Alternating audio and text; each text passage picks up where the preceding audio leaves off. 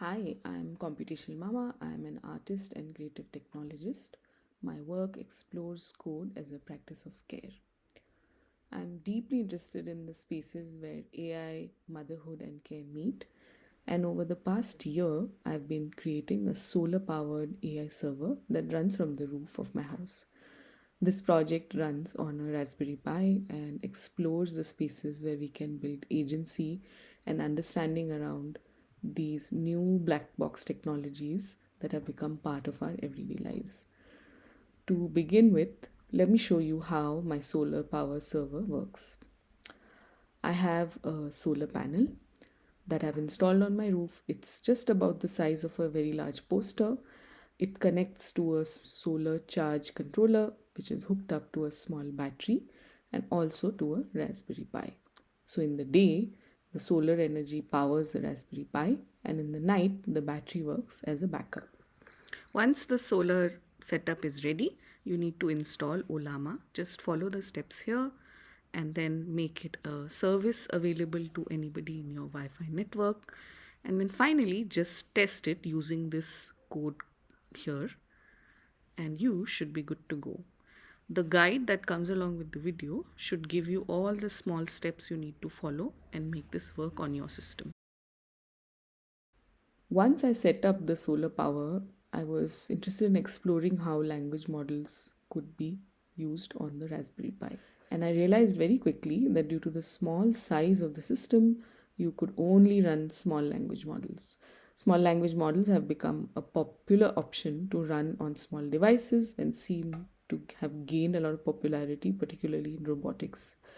But I really wanted to see, could it answer all those critical feminist questions that are always burning in my mind? The short answer was no. Even something as simple as asking it who was a feminist scholar Gayatri Chakravarti Spivak made up a strange and fairly inaccurate answer.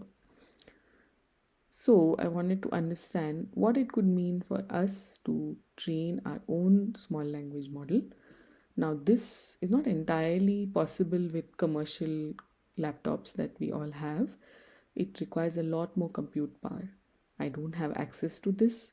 So, with some research, I found that a fine tuning process would be a good option.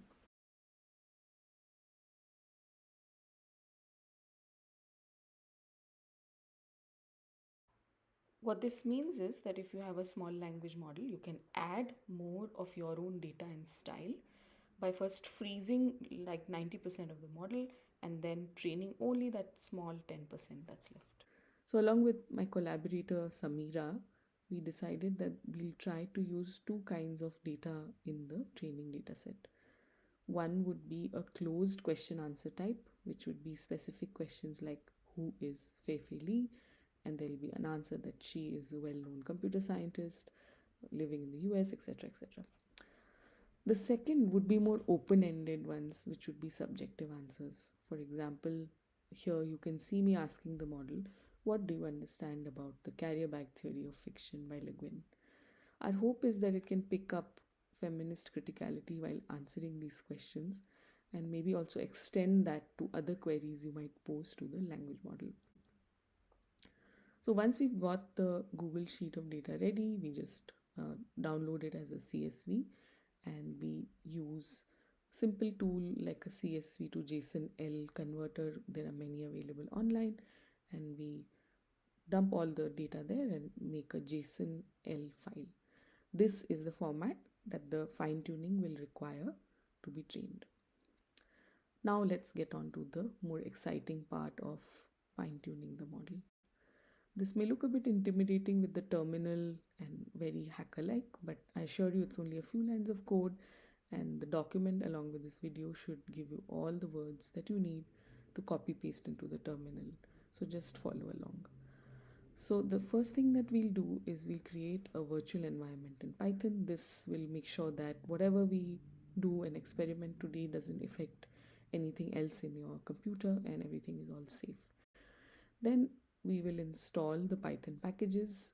We need two here, MLX and MLXLM.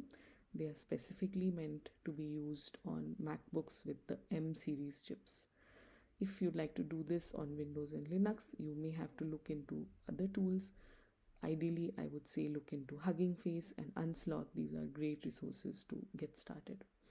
Once we've got the packages installed, we'll start by training our LoRa. This just requires a very simple command.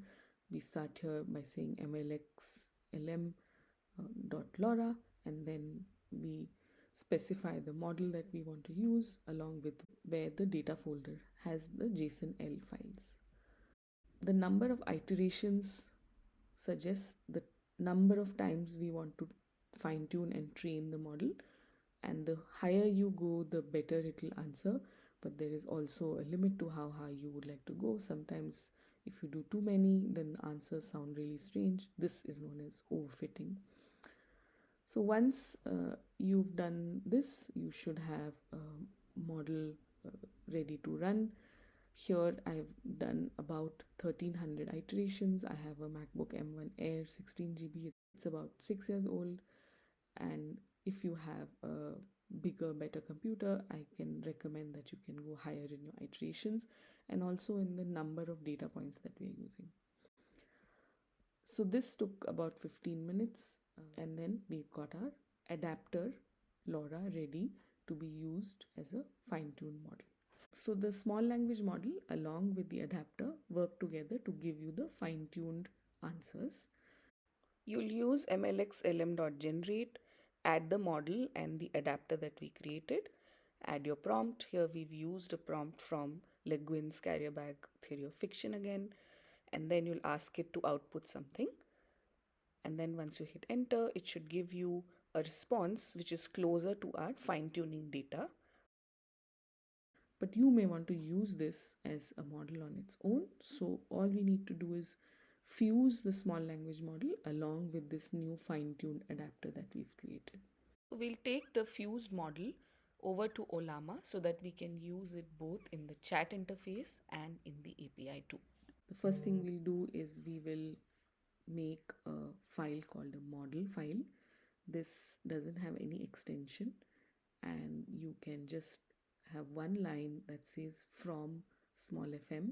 That is the fused model that we created, and then we will put in the command create Ollama and give the model a name. So here I've called it small fm, and then it will create the model, and then this model is usable in the Ollama chat interface or as an API call whenever required.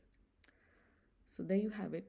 Your trained model is ready, and you can explore and experiment how this responds to your burning questions.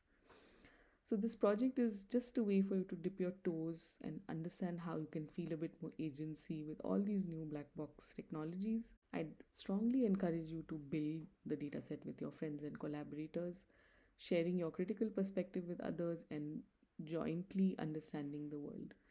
Perhaps a small ripple effect to create a joyous space for knowledge building and care forward tinkering with technology. Thank you.